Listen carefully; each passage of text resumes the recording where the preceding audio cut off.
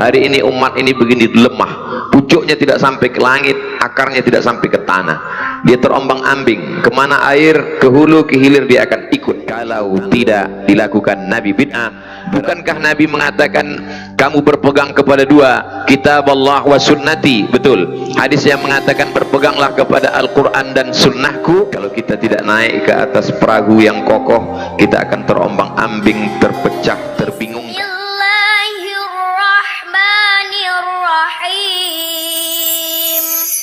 Hidayah Islam dijelaskan oleh Imam An-Nawawi dalam penjelasan Sahih Muslim berjudul Al-Minhaj Syarah Sahih Muslim Ibn Al-Hajjaj. Mengapa Nabi mengatakan Al-Quran dan keturunanku? Litamassukihim bis sunnah, karena di akhir zaman nanti yang paling kuat berpegang teguh dengan sunnah ini adalah ahli baitin Nabi Muhammad sallallahu alaihi wasallam. Jadi kalau kita sudah punya pegangan, abdu alaiha bin nawajiz, gigitlah pakai gigi geraham, karena di akhir zaman airnya amat sangat kencang, ombaknya sangat deras, karangnya tajam. Kalau kita tidak naik ke atas perahu yang kokoh, kita akan terombang ambing, terpecah, terbingungkan. Allah SWT mengumpamakan iman ini kasyajaratin thayyibah, seperti pohon kayu yang kokoh, akarnya menghunjam ke dalam bumi. Wa far'uha fis sama, asluha thabitun, akarnya akar tunggal yang menghunjam ke dalam tanah. Wa far'uha thabitun, sedangkan pucuknya, ujungnya menembus langit. Andai pokok kayu itu sampai pucuknya ke langit dan akarnya ke dalam tanah, sekencang apapun angin akhir zaman, dia tidak akan tercabut, paling-paling patah, namun tercabut tidak. Hari ini umat ini begini lemah, pucuknya tidak sampai ke langit, akarnya tidak sampai ke tanah. Dia terombang ambing, kemana air, ke hulu ke hilir dia akan ikut. Tanaman yang tidak sampai ke pucuk, ke langit, dan tidak mengakar ke tanah, tanaman itu bernama enceng gondok. Akhirnya umat ini terombang ambing. Bersyukur sekali para jamaah, sahabat, adik-adik, kakak, abang sekalian yang berada di tengah ahli baitin Nabi Muhammad sallallahu alaihi wasallam, yang kita sebut nama mereka minimal 3 kali, 4 kali, 5 kali, 17 kali sehari semalam. Allahumma salli ala sayyidina Muhammad wa ala ali sayyidina Muhammad. Allahumma barik ala Muhammad wa ala ali sayyidina Muhammad. Bukti bahwa Ali Muhammad itu dijaga oleh Allah Subhanahu wa ta'ala, ada wujudnya sampai hari ini. Seandainya tidak ada wujudnya sampai hari ini, mungkin orang berkata-kata, mengapa kita sebut dalam sholat tapi orangnya tidak ada? Mungkin orang akan ragu mana kebenaran hadis Nabi Muhammad sallallahu alaihi wasallam itu. Kenapa disebut Ali Muhammad tapi orangnya tidak ada? Dijaga Allah demikian penjagaan yang luar biasa. Sayyidina wa maulana wa syafi'ina wa zuhrina wa qurrati a'yunina Muhammad sallallahu alaihi wasallam.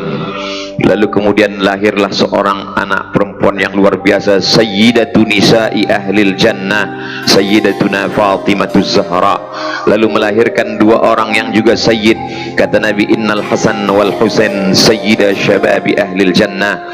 Maka kita menyebutnya Sayyidina Al-Hasan, Sayyidina Al-Husain. Itu bukan dibuat oleh Abdul Somad, berdasarkan hadis sahih, Innal Hasan wal Husain Sayyida Syababi Ahlil Jannah. Lalu kemudian Sayyidina Al-Husain memiliki seorang anak laki-laki bernama Sayyidina Ali. Untuk membedakan antara Ali kakeknya dengan Ali cucunya, maka bergelar Ali Zainal Abidin, Zainal perhiasan Abidin, orangnya ahli ibadah. Karena Al-Imam Az-Zahabi dalam kitab Siyar A'lam An-Nubala mengatakan dia sehari semalam bersujud alfa sajadah, 1000 kali sujud. Maka disebut juga dia dengan Imam As-Sajjad, orang yang paling banyak sujudnya.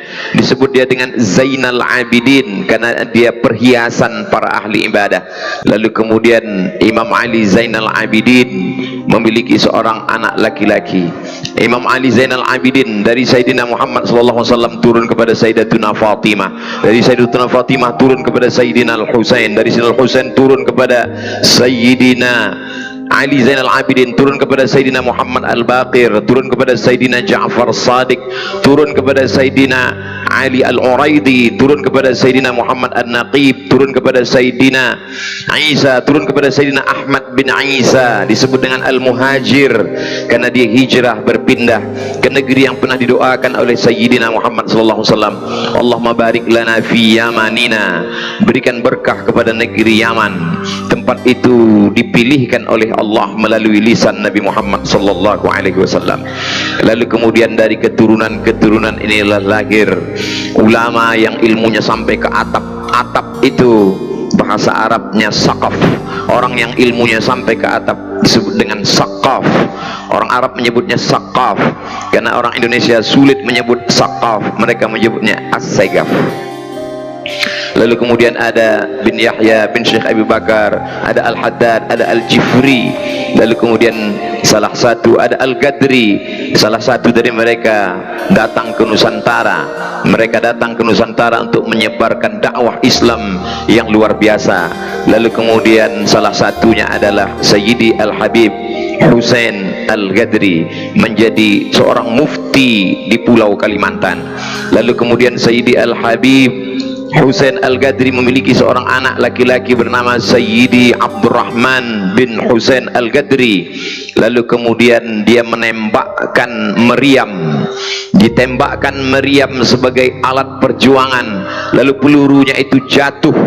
Di mana peluruku ini nanti jatuh, disitulah aku akan mendirikan sebuah masjid.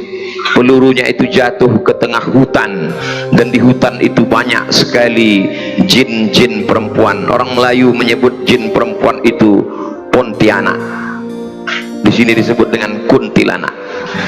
Lalu kemudian di kota itulah didirikan semua masjid yang sampai hari ini besar berdiri, dan orang Pontianak itu ada di sini, Ustadz Luqmanul Hakim. Betapa mereka tidak hanya sekedar berdakwah, tapi mereka menegakkan syariat. Mereka mendapatkan kedua-duanya seperti diajarkan oleh kakek mereka dalam doa, Rabbana atina fid dunya hasanah wa fil akhirati hasanah. Fid dunya hasanahnya mereka mendirikan kerajaan, itulah dia Kesultanan Islam Al-Gadriyah, Al-Qadriyah. Lalu kemudian istananya tegak sampai hari ini berdiri di tepi sungai Kapuas di Pontianak. Lalu di samping itu ada masjid, masjid yang amat sangat megah, kebanggaan bagi orang Melayu. Dalam satu hembusan nafas mereka berkata, kami punya masjid, tapi kami juga punya kerajaan, punya kesultanan. Dan sultan terakhir, Sultan Abdul Hamid, menyerahkan kesultanan itu kepada Presiden Insinyur Soekarno sebagai bukti kecintaan mereka kepada negara kesatuan Republik Indonesia. Para habaib, para zuriat Rasulullah SAW datang ke Nusantara mengajarkan kepada orang Melayu yang sebelumnya menyembah pokok kayu, menyembah batu, menyembah hantu, menyembah la ilaha illallah Muhammad Rasulullah SAW. Mereka tidak hanya sekedar mengajarkan berzikir, bersalawat, tapi juga mereka mengajarkan bagaimana mengelola sebuah negara, kerajaan yang besar, yang sultannya sampai puluhan. Lebih lama kita bersultan daripada bernegara. Kita bernegara baru hanya sekitar 70 sekian tahun, dari sejak tahun 1945 sampailah pada tahun ini 2022. Tapi dengan kecintaan yang luar biasa, kita mengatakan Allahu Akbar, sama-sama mengusir Belanda, dan kita bangga menjadi warga negara kesatuan Republik Indonesia. Salah satu dari zuriat keturunan Rasulullah SAW bernama Sayyidi Al-Habib Uthman Shahabuddin dari Fambanahsan. Lalu kemudian beliau datang ke Pulau Sumatera, tepatnya di Riau. Saat itu Riau belum lagi bergabung dengan negara kesatuan Republik Indonesia. Berdiri kesultanannya pada tahun 1723 Hijrah, 1723 Masehi. Hari ini kita 2022. Begitu lamanya, 300 tahun yang lalu. Lalu kemudian ada salah seorang Raja Melayu memiliki seorang anak perempuan, Tengku Embung namanya. Orang Melayu di Pulau Sumatera sangat cinta dan sayang kepada zuriat Nabi Muhammad SAW. Mereka tidak hanya memberikan hatinya, memberikan imannya, anak gadisnya dia berikan. maka menikahlah Tengku Embung dengan keturunan Rasulullah sallallahu alaihi wasallam.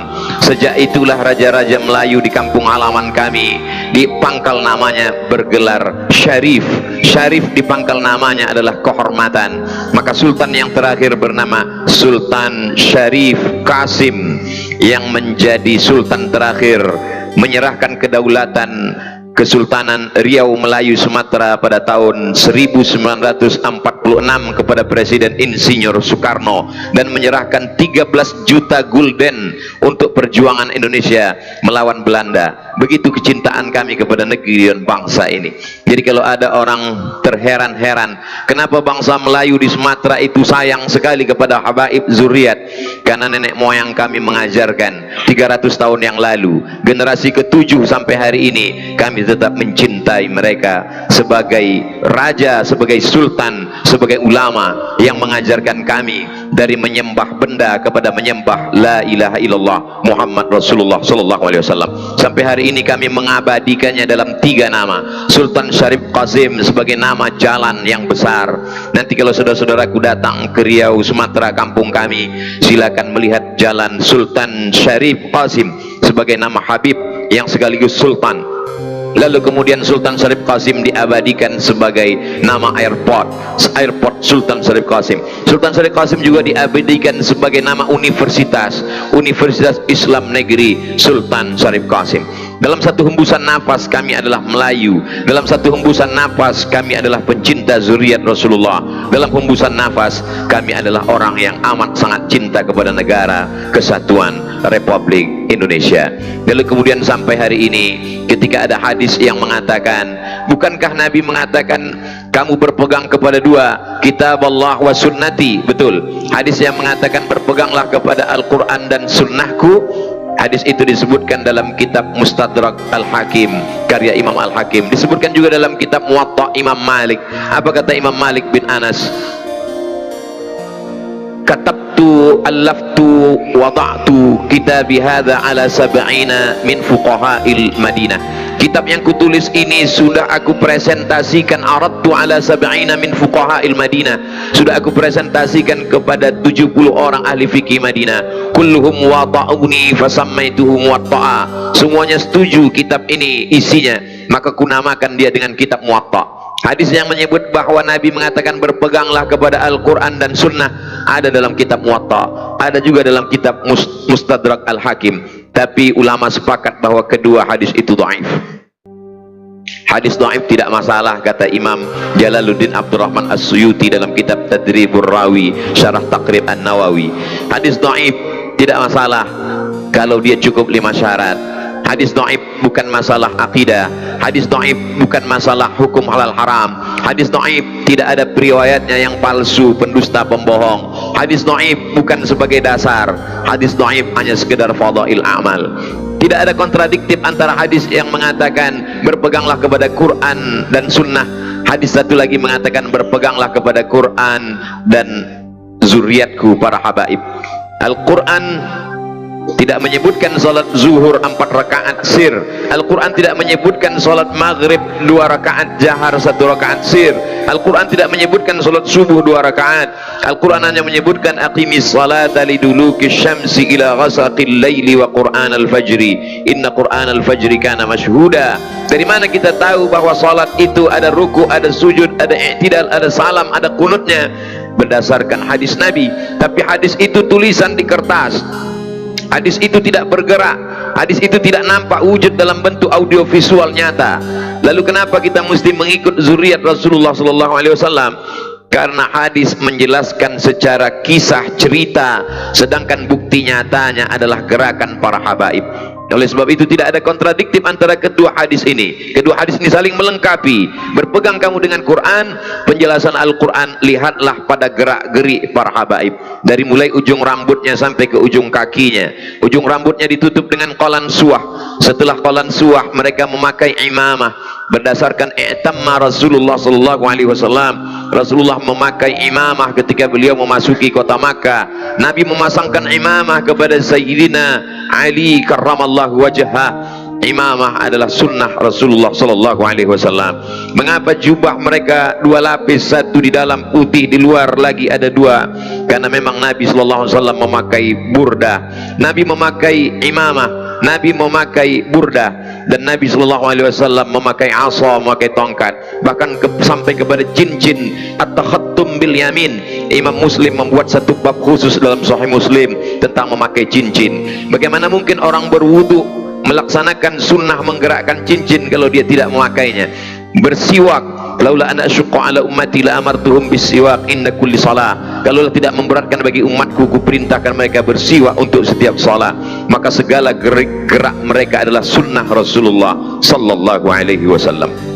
Berpegang mereka, kita semuanya, kepada sunnah yang bergerak, berpegang juga kepada sunnah dalam kitab Sahih Al-Bukhari, dalam kitab Sahih Muslim, dalam kitab Sunan Abi Dawud, dalam kitab Sunan Nasai, dalam kitab Sunan At-Tirmidzi, dalam kitab Sunan Ibn Majah, dalam kitab Muwatta Malik, dalam kitab Musnad Ahmad bin Ambal, dalam kitab Sunan Ad-Darimi. 9 kitab Ahlus Sunnah yang dinyatakan paling tinggi tingkat kesahihan hadis-hadisnya. Di samping ada Musnad Tayalisi, ada Musannaf Ibni Abi Syaibah. Maka sesungguhnya semua itu adalah berpegang kepada sunnah-sunnah Rasulullah sallallahu alaihi wasallam. Tapi akhir zaman ini label ahli sunnah ini mulai diperebut-rebutkan. Berapa banyak sunnah-sunnah yang kita lakukan dituduh sebagai bid'ah, lalu orang berpegang kamilah sebenarnya yang sunnah. Seketika saking banyaknya benda yang palsu dan orang memakai yang asli sedikit, maka orang yang memakai asli pun bingung siapa sebenarnya yang asli, siapa sebenarnya yang palsu. Saking banyaknya orang yang batil, orang betul diam, akhirnya yang betul merasa batil, yang batil merasa betul. Gara-gara orang betul tidak bicara tentang yang benar, orang batil selalu menunjukkan kamilah ahlus sunnah, kamilah ahlus sunnah, kamu semuanya lah ahlul bid'ah. Insyaallah kita meyakini bahwa kitalah ahlus sunnah wal jamaah. Apakah kita ahlus sunnah wal jamaah? Dari bunyinya ragu. Kita adalah ahlus sunnah wal jamaah. Kamu tadi pergi kemana? Saya ke masjid. Habis sholat kamu ngapain? Kami baca Quran. Apa yang kamu baca? Kami baca Yasin. Baca Yasin itu bid'ah. Ketika kalimat itu didengar pertama kali, maka mungkin orang akan marah. Kami sudah melakukan tradisi ini bertahun-tahun dari kakek nenek moyang kami, tidak mungkin ini bid'ah. Tapi kemudian pulang ke rumah tonton TV, TV mengatakan bid'ah. Buka handphone, handphone mengatakan bid'ah. Putar radio, radio mengatakan bid'ah. Lama-lama kita pun merasa kalau begitu memang ini bid'ah. Orang yang tidak punya pegangan yang kuat, dia akan terombang-ambing di akhir zaman. Maka teruslah istiqomah dalam perbuatan, dalam pendengaran, dalam kajian. Karena orang yang punya pegangan yang kuat, dia tidak akan lepas dari pegangan itu. Nabi tidak mengatakan pegang dengan kedua tanganmu, tapi abdu 'alaiha bin nawajid, gigitlah pakai gigi geraham. Hari ini begitu ulama-ulama kita dulu mengaji puluhan tahun, berawal dari membaca kitab Matan Al-Ajurrumiyah, lalu kemudian naik ke Kawakib Durriyah, naik kepada Imriti, naik kepada Alfiyah Ibni Malik, dibaca syarahnya, syarah Ibni Aqil. Lalu setelah itu barulah dia membuka kitab-kitab fikih di awal yang paling kecil sekali Matan Taqrib. Setelah itu naik kepada Fathul Qarib, naik kepada yang agak besar sedikit I'anah, naik kepada yang besar Al-Mahalli, naik kepada Al-Majmu' Syarah Muhadzab. Puluhan tahun mereka bertalaqi, membaca kitab itu kepada para masyayikh, kepada para guru. Setelah itu barulah mereka mampu berbicara. Hari ini orang hanya mengikuti tanpa bersanad, tanpa berguru. Kalau ditanya di mana kamu mendengar ini, qala Google wa qala YouTube. Hanya dengan 5 jurus menyalahkan orang lain. Kalau tidak dilaksanakan Nabi bid'ah, kalau tidak dilakukan Nabi bid'ah. Kalau 5 ini dipakai untuk menjadi standar keilmuan, banyak sekali orang-orang soleh, orang-orang salaf yang masuk neraka hanya gara 5 kaedah. Kaedah 5 jari kalau tidak dilakukan Nabi bid'ah. Pertama, ada seorang sahabat Nabi, disebutkan dalam kitab Imam Az-Zahabi Syiar A'lam An-Nubala, sebelum tidur dia berzikir alfa uqdah, 2000 simpul tadi alfa uqdah. Dia ambil tali, dia simpul sebanyak 2000. Sebelum tidur dia bertasbih sebanyak 2000 simpul. Subhanallah, subhanallah, subhanallah, subhanallah. Barulah dia tertidur. Dia adalah Sayyidina Abu Hurairah radhiyallahu anhu. Seandainya dipakai 5 kaedah, kalau tidak dilakukan Nabi, bid'ah, kullu bid'atin dhalalah wa kullu dhalalatin finnar. Maka orang pertama yang masuk neraka gara-gara kaedah ini adalah Abu Hurairah, orang yang paling banyak meriwayatkan hadis Rasulullah SAW. Silakan cari hadis dalam kutubus sittah, kutubus tis'ah,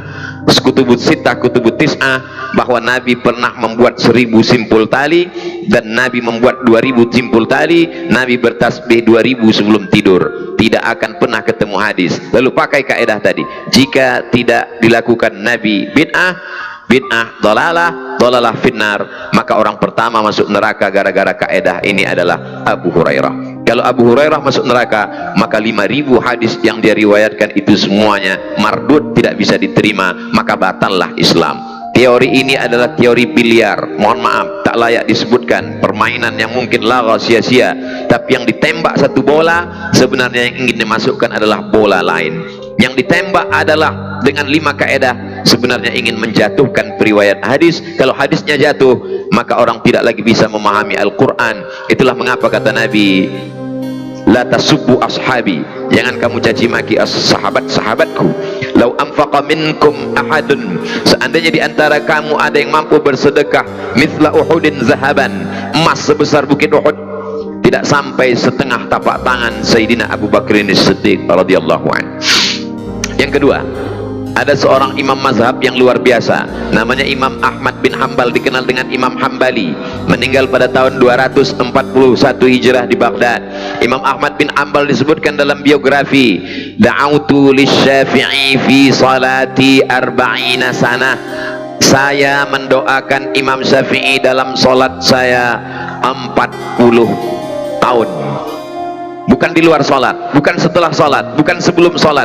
Da'autu lisyafi'i fi salati, aku mendoakan Imam Syafi'i dalam salatku arba'ina sana, 40 tahun. Apa doanya?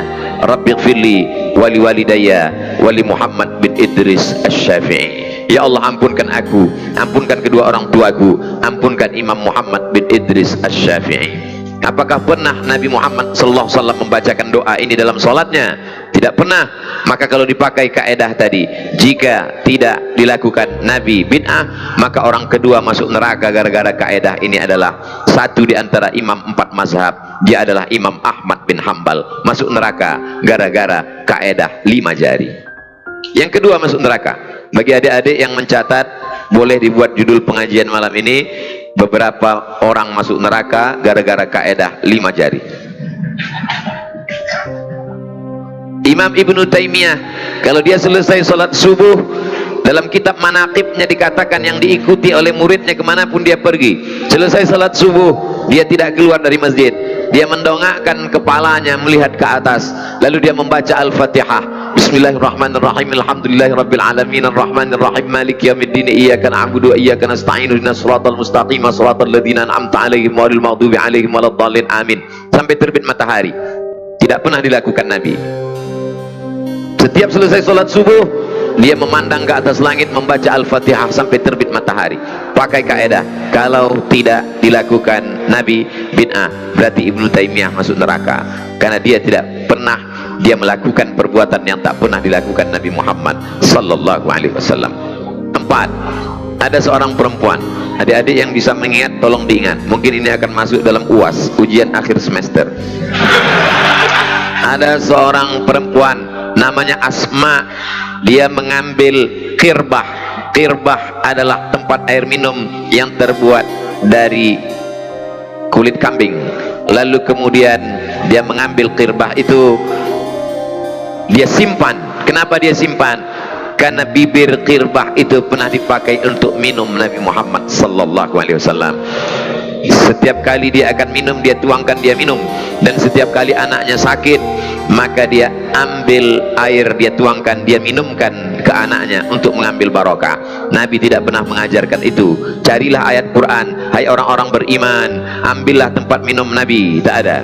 Tidak ada hadis menyebutkan, hai sahabat, ambillah tempat air minumku tak ada, maka pakai 5 kaedah. Kalau tidak dilakukan Nabi bid'ah, maka Asma binti Abu Bakar masuk neraka karena mengambil tempat air minum Nabi dan menuangkan air, meminumkan kepada anaknya littabarruk, untuk mengambil barakah. Berikutnya yang kelima, suatu ketika Khalid ibn Walid kehilangan topinya.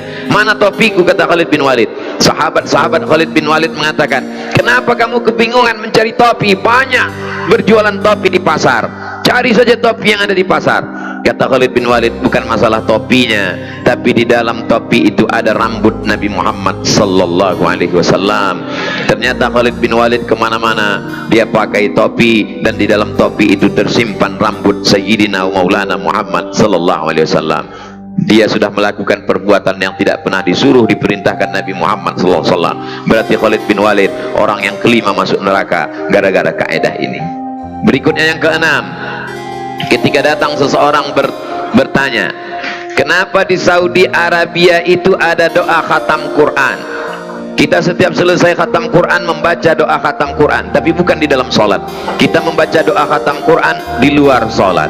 Selesai membaca Quran, kita punya tradisi membaca dari surat Ad-Duha. La ilaha illallah wallahu akbar, bismillahirrahmanirrahim, wad-duha wal-laili idza saja. Kenapa bertakbir sebelum membaca Ad-Duha? Karena sampai-sampai istri Abu Lahab mengejek Nabi Muhammad sallallahu alaihi wasallam. Qad tarakaka syaitanuk, setanmu sudah meninggalkanmu ya Muhammad sallallahu alaihi wasallam.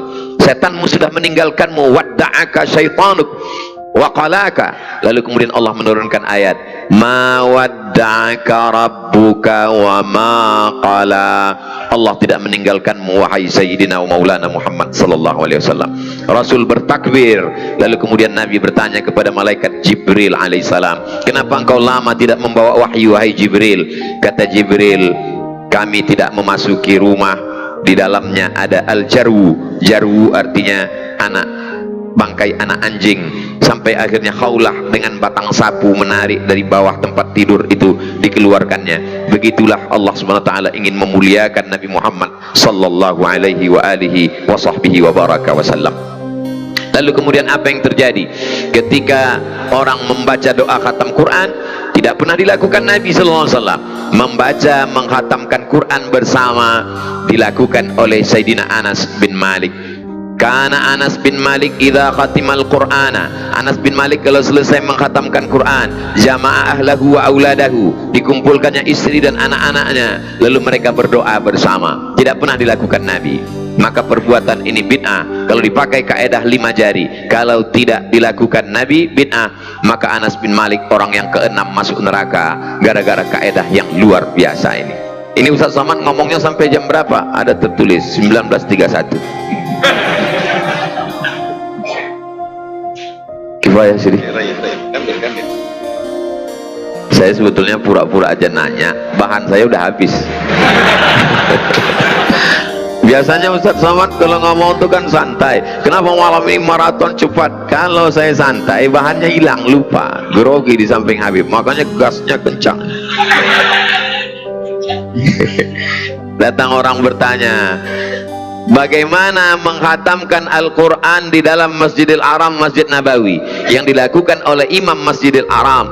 Setiap bulan Ramadan imam membaca Al-Quran 1 malam 1 juz, ditambah dengan tahajud malam 27, imam membaca doa khatam Quran di dalam salat tarawih. Tidak ada satu hadis pun yang menyatakan Nabi melakukan, Nabi menyuruh, Nabi memperbuat. Maka perbuatan itu bid'ah. Kalau tidak dilakukan Nabi bid'ah, maka imam Masjidil Haram dan imam Masjid Nabawi masuk neraka. Berarti mereka urutan yang ke-7 dan ke-8 masuk neraka karena tidak dilakukan Nabi Muhammad sallallahu alaihi wasallam. Yang ke-9, ketika datang orang bertanya, wahai Syekh, ini ada keluarga saya kerasukan setan, bagaimana cara mengobatinya?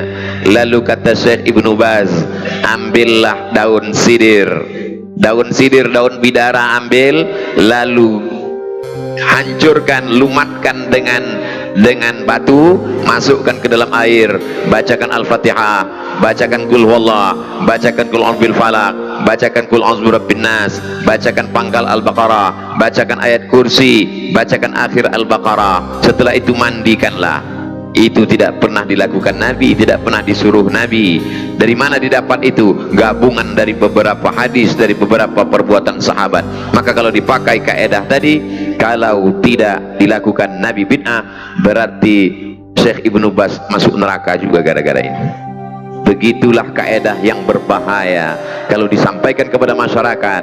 Akar dari radikalisme, memandang orang salah, maka berawal dari kaedah yang singkat dan fatal, tidak pernah disebutkan oleh Nabi.